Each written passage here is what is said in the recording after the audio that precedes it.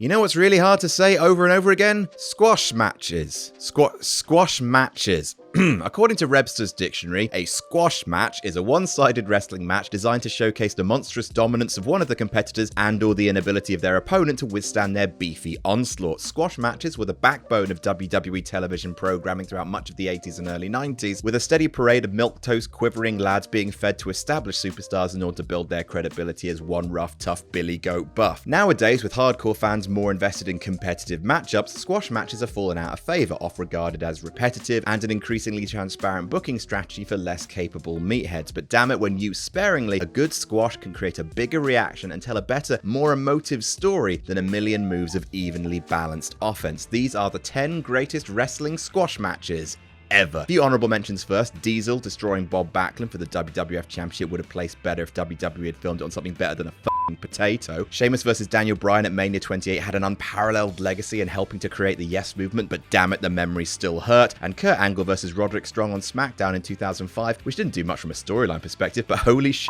Kurt slaps the undisputed piss out of him. Right, onto the list proper. Number 10, Zach Gowen versus Brock Lesnar. Oh no, it's a murder! And not just any murder, Bork killed one-leg man in front of his one-leg mam. On the 21st of August episode of SmackDown in 2003, Brick Lorenzo, bad man with bad plans, proved his dominance by squashing Zach Gowen, a one-legged wrestler. After getting himself DQ'd by cracking Zach open with a chair, Lesnar repeatedly F5s the lad into the ring post, throws him around, and does it all whilst performing a Type 5 comedy set in front of Zach's real-life actual mum, gloating, offering her to shake his hand, all while she stands there with an "oh no my boy" expression. Look, we've all seen a look of concern from our mothers re our life choices, but thankfully not many of us have seen Brock Lesnar then physically barge our mothers out the way in order to keelhaul us off a stretcher and continue the nightmare violence. Few things have made Brock seem more of a heartless, unstoppable villain, and it's not exactly a comfortable watch, but it's damn sure memorable. Number 9, Honky Tonk Man versus Ultimate Warrior. The Honky Tonk Man's Intercontinental title run of the late 80s is defined by two numbers, 454 and 31. He held the belt for 454 days, a record which still stands to this day, and at SummerSlam 88, the first ever SummerSlam pay-per-view WWE ever produced, he lost it to the Ultimate Warrior in 31 seconds. Warrior runs to the ring, and before Honky can say, well, this is quite the dilly of a pickle, he's up of the IC title. Squash matches aren't just an effective tool in building the myth of a monster, they can also be a jolt of unexpected adrenaline on even the biggest of cards. Speaking of, number 8, John Cena versus The Undertaker. Daft this. So a lot of this match's legacy has been reduced by Morbid George's Last Ride documentary, which revealed that Taker Cena being an exhibition squash was a big disappointment to the dead man, even though the newly hipped Taker and Cena could have, in Taker's words, gone full dream match length during their bout at WrestleMania 34. Evidently WWE were gun-shy after Mania 33's dodgy dogfight, and had Taker drub Cena with mind games both spooky and ooky. Considering that Taker Cena was still a dream match to many, a 3-minute match is disappointing, but it's still a monumental piece of entertainment. The whole Cena in the crowd angle, with John utterly failing to convince as a regular person with a regular shirt, regular jeans, and a regular beer. The fake out with Elias, and then finally the Phenom, utterly triumphant after Mania 33 made him look all too human. It's all very silly, but suitably memorable for what may be the silliest and most memorable gimmick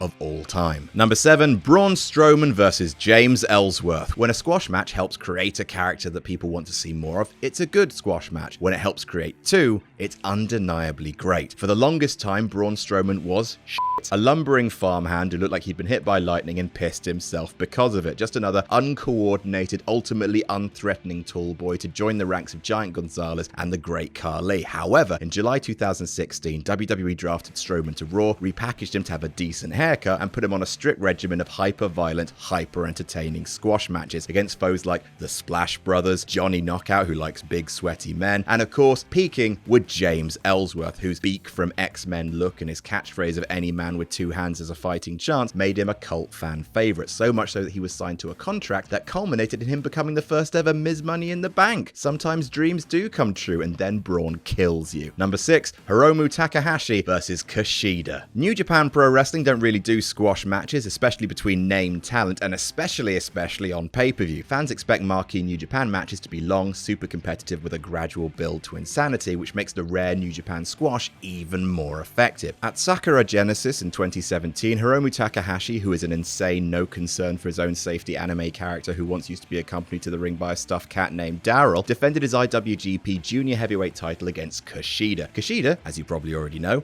is a big deal. Hiromu Takahashi beat him in 2 minutes. What makes this match so great, aside from the stunned reaction of the crowd, was the story explaining it. Takahashi's offense was so dangerous, so unpredictable that no one had a game plan for taking on the ticking time bomb of New Japan. Still hurting from being beaten by Takahashi at Wrestle Kingdom that year, Kushida ambushed him before the bell, basically trying to beat Hiromu at his own unpredictable game. Kushida stepped away from his methodical working style and it blew up in his face, eating a horrible powerbomb to the outside, 2 finishers, and being destroyed in the time it takes to make a sandwich. Deliberate, character-focused booking and a hell of a statement. Number 5, Razor Ramon versus Lightning Kid. Important thing to remember, the dominant guy doesn't always have to win his squash match for it to count. In fact, in May 1993, one of the most iconic upsets in wrestling history, as well as one of the first headline-grabbing moments from WWF's new show Monday Night Raw, took place. Razor was battling the Pichu version of X-Pac, the Lightning Kid, tossing him around the ring, showboating before the voice as he shrieks, "He just beat Razor Ramon!" is almost as memorable as the match itself. In fact, it was so impactful that the kid's name was changed to the 1-2-3 Kid after his 3-count win, and fans took to chanting 1-2-3 at Razor Ramon. One single squash led to months of storyline and a brand new star from out of nowhere. And speaking of, number 4,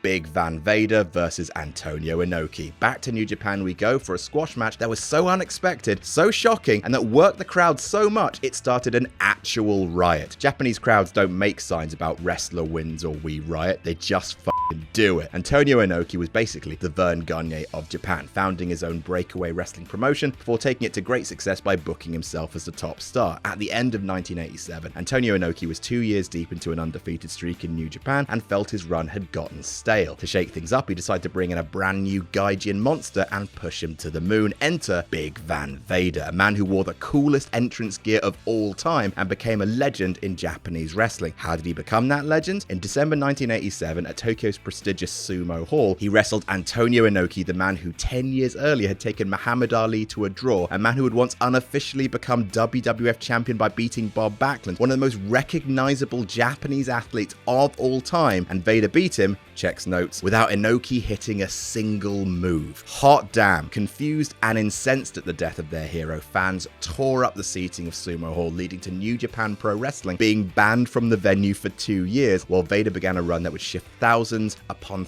thousands of tickets for the company. Number 3, Brock Lesnar versus John Cena. Oh, this is silly, but I love it. Some fans really hate Suplex City, believing that on his worst day, Brock just shows up, performs the same exact match as he has on countless occasions. German suplex, hope spot, counter finisher into an F5, home in time to try out a brand new fashion look. Maybe cowboy boots and a 3-piece suit, maybe a fedora. One odd volcano you are, Mr. Lesnar. And sure, there have been some bad times, but holy hell, the birth of Suplex City was a sheer, unexpected, industry-shifting joy. Lesnar squashed John Cena in the main event of SummerSlam 2014, just ate his lunch, made him a brand new lunch to say sorry, and then ate that lunch too. Cena hadn't been dominated like that since that episode of Total Divas that I saw in a dream one time, and fans loved it. And Brock briefly became the best thing in wrestling, and Suplex City was a metagaming wrestling cheat code that somehow gave us a brand new type of hyper-entertaining exhibition squash match. The best kind of surprise. Number 2, Mr. Brody Lee versus Cody. Man founds his own wrestling promotion. Man becomes tentpole figure for said promotion, books himself to become champion, goes on an undefeated run, only to book an outside monster to mercilessly squash him. If all this sounds familiar, that's because Cody has explicitly stated in interviews that for his match against the late great Brody Lee on the August 22nd, 2020 episode of Dynamite, he was trying to exactly recreate Vader versus Inoki. I just wish this had had a proper crowd. Oh man, I wish there'd been a proper crowd. Cody gets a few punches in, and then nothing. Brody Lee shuts him down and just batters him, smashing him inside out with a lariat, purposefully not hooking the leg, and becoming TNT champion in a bona fide squash match. Exceptional booking, fantastic promo after the match, a star-cementing turn that took all of our expectations and ripped them apart in the best possible ways. Brody Lee will always have this night, and the only thing that keeps it from the top spot is the cruel lack of crowd, because as we'll see, sometimes the right squash can send the crowd insane. And number 1, Goldberg versus Brock Lesnar. Goldberg is the Da Vinci of squash matches. No other wrestler has had squash matches built so deeply and irreplaceably into their entire deal than Big Bill. In the late 90s, Goldie became one of the biggest stars on the planet through a magical formula of pyro, violence, and going yeah with his face. His squash against La Parka is a huge amount of fun, eating a chair shot to the head before La Parka does a spooky, scary TikTok dance and then eats shit. His match and post-match shenanigans with Dolph Ziggler at SummerSlam 2019 was hugely entertaining, but it's this match. Of course it's this match. Survivor Series 2016. After beating Taker's streak, squashing Cena, after dominating everyone, Brock Lesnar challenged Goldberg to a fight. Goldberg showed up, did a silly face, and then squashed Brock silly. A shove, 2 spears, a jackhammer, and pandemonium ensued. Goldberg's first match back, Brock's run of dominance, it was so shocking that it briefly broke my and every other wrestling fan's brain. Sure, it may have led to bad things like Goldberg squashing Kevin Owens and The Fiend, but good goddamn, at Survivor Series that night, it was a beautiful moment of everyone coming together to rant and or rave about pro wrestling still having the power to shock us to the core. And that's our list. What are your favorite squash matches? Let us know below, and don't forget to head on over to Parts Unknown and subscribe over there. Pretty soon, all of my lists will be solely uploaded over on that channel, so make sure you subscribe so you don't miss a single one. Jam that jam.